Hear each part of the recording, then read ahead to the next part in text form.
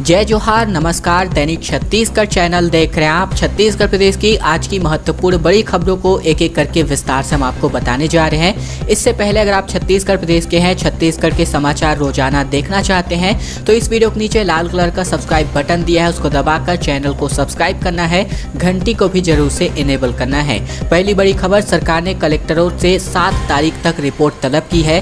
कारण है रायपुर समेत कुल मिलाकर 18 जिलों की 44 तहसीलों में आधी बारिश। सूखे का आकलन अब जाकर शुरू किया गया है। खरीफ फसल के नुकसान की भी समीक्षा की जानी है। प्रदेश में अब बारिश के रुख को देखते हुए सरकार ने अपनी तैयारियां प्रारंभ कर दी है। सूखे के आकलन में सरकार लग गई है। सरकार ने कलेक्टरों से अनियमित वर्षा और खंड वर्षा से बनी स्थिति का ताजा जानकारी तलब किया है। इसके अलावा खरीफ फसलों को हुए नुकसान का भी आकलन करने को कहा गया है। प्रदेश में औसत वर्षा की नजरिए से कांकेर जिले के दुर्ग, कोंदल, चारामा तथा कांकेर तहसील में कम बारिश होने की जानकारी सामने आई है। इसी तरह सरगुजा की दरिमा तहसील, बस्तर के बकावंड और रायपुर जिले की आरंग तहसील में 50% से कम बारिश हुई है। बताया गया है कि प्रदेश के कुल मिलाकर 18 जिलों की 44 तहसीलों में औसतन से लगकर 51 से लेकर के 75% तक ही बारिश हो पाई है और 23 जिलों की 65 तहसीलों में औसतन 76 से लेकर के 100% वर्षा हुई है। छत्तीसगढ़ में भूपेश बघेल ही मुख्यमंत्री बने रहेंगे, क्योंकि राहुल गांधी से मीटिंग करने के बाद बघेल विधायकों से मिलने एआईसीसी के दफ्तर पहुंचे। समर्थकों ने इनके लिए नारे लगाए। अभी विधायक फिलहाल दिल्ली में ही रहने वाले हैं। छत्तीसगढ़ के मुख्यमंत्री भूपेश बघेल बने रहेंगे या उनकी जगह कोई और नया मुख्यमंत्री बनेगा, इसको लेकर के अब सस्पेंस पूरी तरह खत्म हो गया है। राहुल गांधी के साथ चली 4 घंटे की मैराथन बैठक के बाद पीएल पुनिया ने स्पष्ट कर दिया है कि बैठक में नेतृत्व परिवर्तन को लेकर के कोई बात नहीं हुई है। इस बातचीत के बाद सीएम बघेल सीधे एआईसीसी के कार्यालय पहुंचे। यहां पहले से छत्तीसगढ़ के आए कई विधायक और कांग्रेस नेता इकट्ठा थे। यहां पर मुख्यमंत्री ने राहुल से हुई मीटिंग की जानकारी दी और बघेल ने यहां पहुंचने के बाद नारे लगाए और फिर विधायक होटल वापस लौट गए। अभी इन लोगों ने छत्तीसगढ़ वापसी पर फिलहाल कोई बात नहीं की है। 43% लोगों के ही यहाँ पर कार्ड बन पाए हैं। आयुष्मान कार्ड 30 सितंबर तक फ्री में बनने वाले हैं। अभी फिलहाल 11.5 लाख से ज़्यादा कार्ड बन गए हैं। राजधानी समेत कुल मिलाकर रायपुर जिले में अभी तक 26,47,000 लोगों में से अब तक 11,32,000 लोगों के ही खूबचंद बघेल स्वास्थ्य योजना के अंतर्गत आयुष्मान भारत के कार्ड बन पाए हैं। इस स्कीम के तहत अब तक केवल 43% लोग ही कार्ड बनवाने पहुंचे हैं। हालांकि सभी चॉइस सेंटरों में Ayushman Bharat health smart card निःशुल्क बनाए जा रहे हैं। कार्ड कम बनने के कारण नए कार्ड बनाने की तारीख 30 सितंबर तक बढ़ा दी गई है। ऐसे परिवार जो आयुष्मान पीएम जन आरोग्य योजना के अंतर्गत पात्रता रखते हैं, उन परिवारों को इस कार्ड के माध्यम से 5 लाख के फ्री इलाज की सुविधा मिलेगी और इस योजना के दायरे में नहीं आने वाले परिवारों को खूबचंद बघेल स्वास्थ्य योजना के अंतर्गत 50,000 तक फ्री की इलाज की पंजीकृत सरकारी और निजी अस्पतालों में सुविधाएं दी जानी है। और अगर अभी तक आपने इस योजना के अंतर्गत अपना रजिस्ट्रेशन या फिर कार्ड नहीं बनवाया है तो ये छोटा सा काम आप लोगों को जरूर करना है, क्योंकि ये आप ही की सुविधाओं के लिए है। प्रदेश में चिट फंड का मकर जाल सामने आ रहा है। गांव के जो गांव हैं वो यहां पर लूट लिए गए कंपनियों के द्वारा। इन कंपनियों ने लगभग गरीब, अनपढ़ और बुजुर्ग व महिलाएं इनको अपना आसानी से शिकार इन्होंने बनाया। अब ग्रामीण को रुपए वापसी का भरोसा नहीं है, जबकि एजेंट इनको लगातार कह रहे हैं कि इनके रुपए वापस मिलेंगे। बता दें, गाँवों में चिट फंड कंपनियों ने एजेंटों के माध्यम से अपना ऐसा मकर जाल फैलाया कि बहुत ही कम उनकी गिरफ्त से बच सके। शायद ही जिले में कोई गांव हो जहां पर ग्रामीणों के पैसे न डूबे हो। असल में कंपनियों ने गांव के गांव लूट लिए हैं। गरीब या फिर कम पढ़े लिखे और बुजुर्ग ही नहीं, महिलाएं भी इनके लिए आसान शिकार रहे।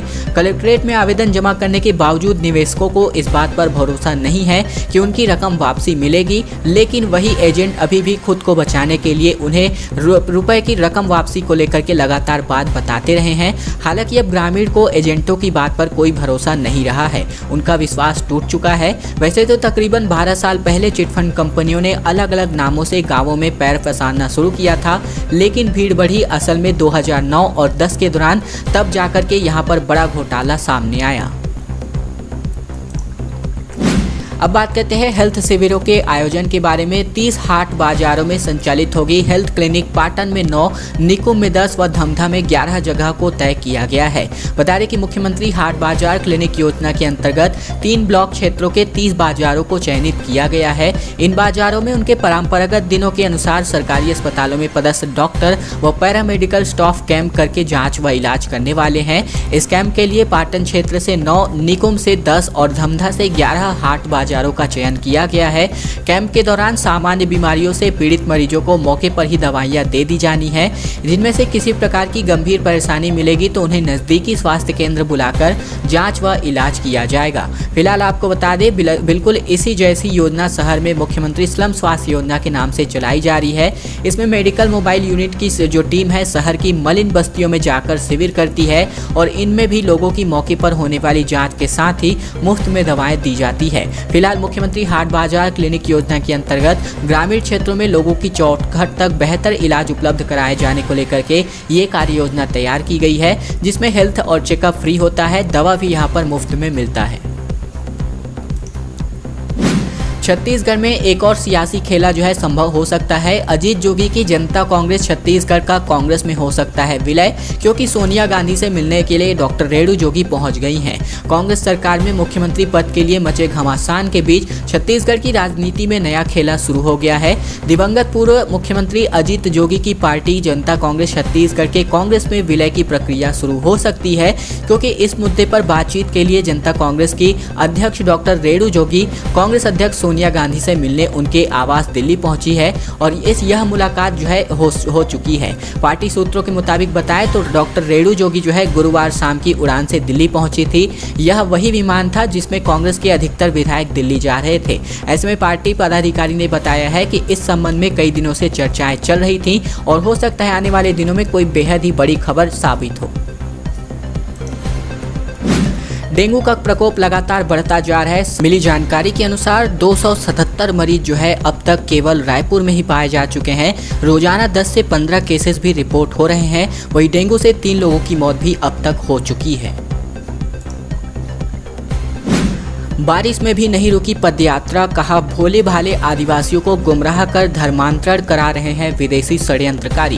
दरअसल बात करें मतांतरण व धर्मांतरण के षड्यंत्र में लगी विघटनकारी अलगाववादी शक्तियों के विरुद्ध सर्व सनातन रक्षा मंच के तत्वाधान में जो सांसद है राम विचार नेताम विश्व हिंदू परिषद के प्रदेश अध्यक्ष चंद्रशेखर वर्मा, तो इनके नेतृत्व में साथ ही साथ जो बड़े बड़े नेता हैं इनके नेतृत्व में यहाँ पर जो रैली है इसका आयोजन किया गया था धर्मांतरण के विरोध में। बता दें यहाँ पर लगातार जो है पूरे प्रदेश में प्रत्येक जिले में लगातार अलग अलग करके धर्मांतरण के विरुद्ध जो रैलियां हैं निकाली जा रही हैं। इसी बीच आयोजित मंचीय कार्यक्रम में राज्यसभा सांसद राम विचार नेताम ने कहा कि हमारी संस्कृति हमारे धर्म के ऊपर मंडरा रहे खतरे को देखकर यह भगवा ध्वज हमारे सड़कों पर लहराना पड़ रहा है। वहीं आपको बता दें जम्मू कश्मीर से लेकर के नॉर्थ ईस्ट व केरल तक इन विदेशी षड्यंत्रकारियों ने हमारी उदासीनता का लाभ उठाते हुए हमें आपस में लड़ाकर कमजोर करने का काम किया है।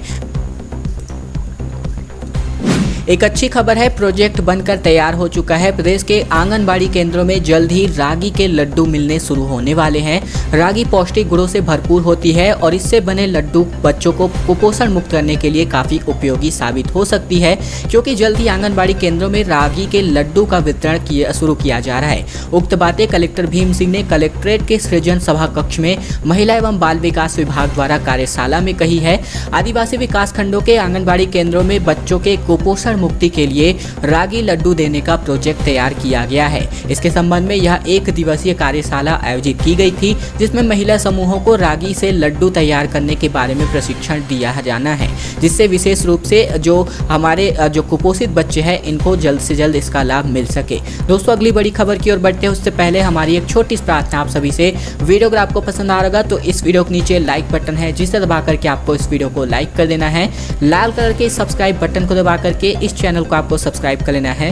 घंटी को दबाकर ऑल नोटिफिकेशन को भी आपको सेलेक्ट करके रख लेना है, ताकि प्रतिदिन की महत्वपूर्ण खबरें छत्तीसगढ़ के समाचार ठीक इसी प्रकार से हम आप तक रोजाना पहुंचा सकें। तो ये छोटा सा काम आप लोगों को जरूर कर लेना है।